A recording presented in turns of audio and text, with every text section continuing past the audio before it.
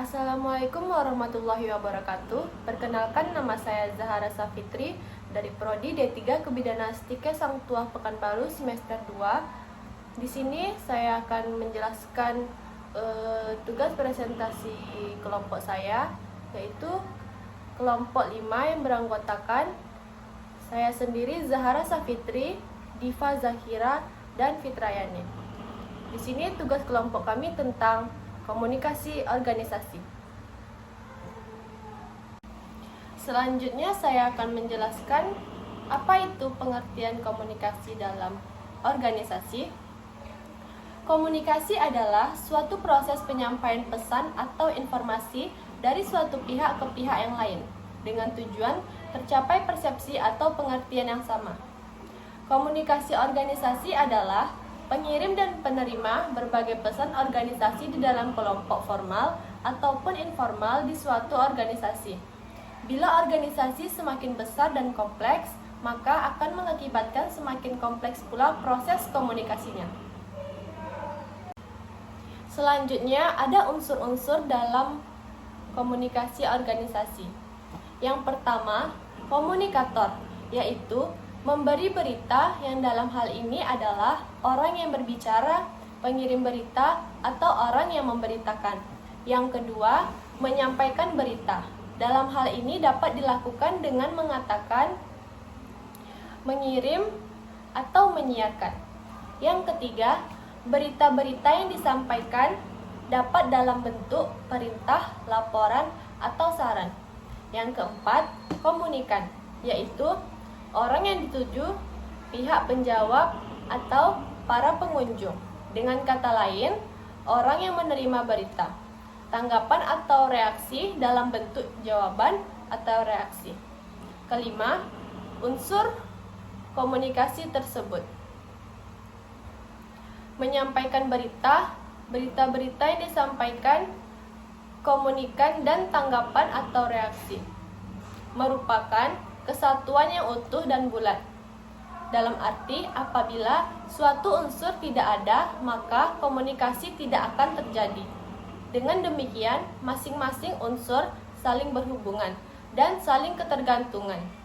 Jadi dengan demikian, keberhasilan suatu komunikasi ditentukan oleh semua unsur tersebut. Selanjutnya, fungsi komunikasi organisasi. Yang pertama, ada fungsi umum. Komunikasi berfungsi untuk menceritakan informasi terkini mengenai sebagai atau keseluruhan hal yang berkaitan dengan pekerjaan.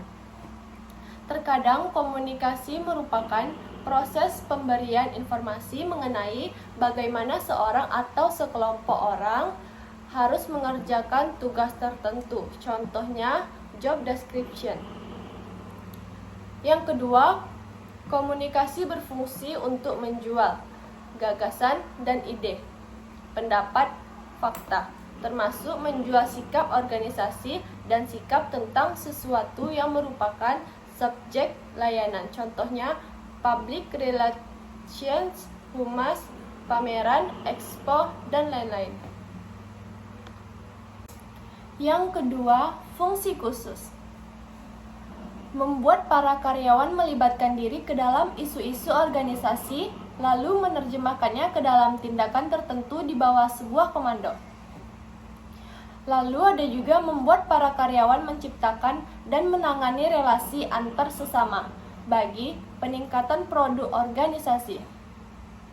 Dan membuat para karyawan memiliki kemampuan untuk menangani atau mengambil keputusan-keputusan dalam suasana yang ambigu dan tidak pasti.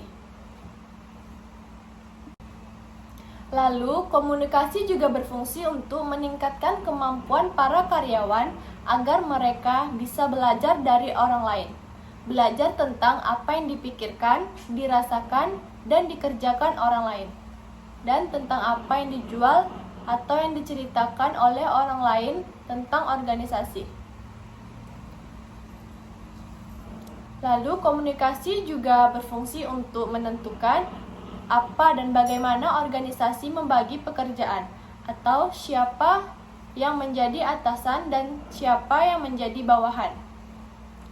besaran kekuasaan dan kewenangan, menentukan bagaimana menangani sejumlah orang, bagaimana memanfaatkan sumber daya, serta mengalokasikan manusia, mesin, metode, dan teknik dalam organisasi. Yang terakhir, bentuk-bentuk komunikasi dalam organisasi. Yang pertama, komunikasi berdasarkan bentuk. Ada dua, yaitu komunikasi langsung dan komunikasi tidak langsung. Komunikasi langsung yaitu komunikasi tanpa menggunakan alat. Komunikasi tidak langsung yaitu komunikasi yang biasanya menggunakan alat. Yang kedua, komunikasi berdasarkan sasaran, yaitu ada komunikasi massa. Komunikasi massa adalah komunikasi dengan sasarannya kelompok orang dalam jumlah yang besar. Yang ketiga, komunikasi kelompok. Komunikasi kelompok adalah komunikasi yang sasarannya sekelompok orang yang umumnya dapat dihitung dan dikenal dan merupakan komunikasi langsung dan timbal balik. Yang keempat, komunikasi perorangan. Komunikasi perorangan adalah komunikasi dengan tatap muka atau bisa dapat juga melalui telepon. Yang terakhir, komunikasi berdasarkan arah pesanan, yaitu ada komunikasi satu arah dan komunikasi timbal balik.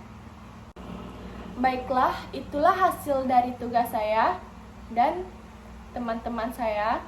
Apabila ada kesalahan mohon dimaafkan. Assalamualaikum warahmatullahi wabarakatuh.